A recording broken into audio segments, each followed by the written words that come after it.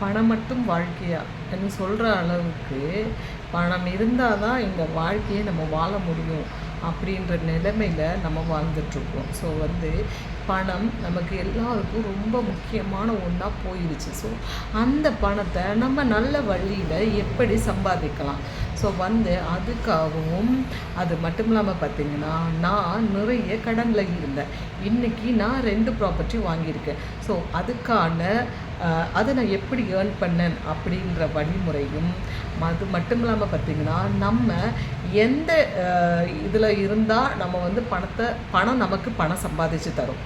நம்ம ஒர்க் பண்ணால் நமக்கு பணம் சம்பாதிச்சு தருமா, இல்லை நம்ம பிஸ்னஸ் பண்ணால் நமக்கு பணத்தை சம்பாதிச்சு தருமா? பணக்காரவங்க சந்தோஷமாக இருக்காங்களா, இல்லை ஏழைங்க சந்தோஷமாக இருக்காங்களா?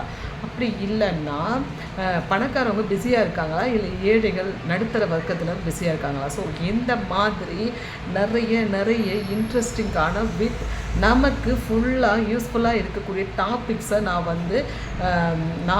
என்னோடய லைஃப்பில் என்ன சொல்கிற ட்ரான்ஸ்ஃபர்மேஷன் ஆன விஷயத்த நான் ஒரு ட்ரைனிங்கில் கொடுத்துட்ருக்காங்க. ஸோ அந்த ட்ரைனிங் நீங்கள் ஃப்ரீயாக அட்டன் பண்ணணுன்னா நீங்கள் ஃப்ரீன்னு கமெண்ட் பண்ணுங்கள். நான் உங்களுக்கு அந்த ட்ரைனிங்கை அரேஞ்ச் பண்ணுறேன். தேங்க்யூ.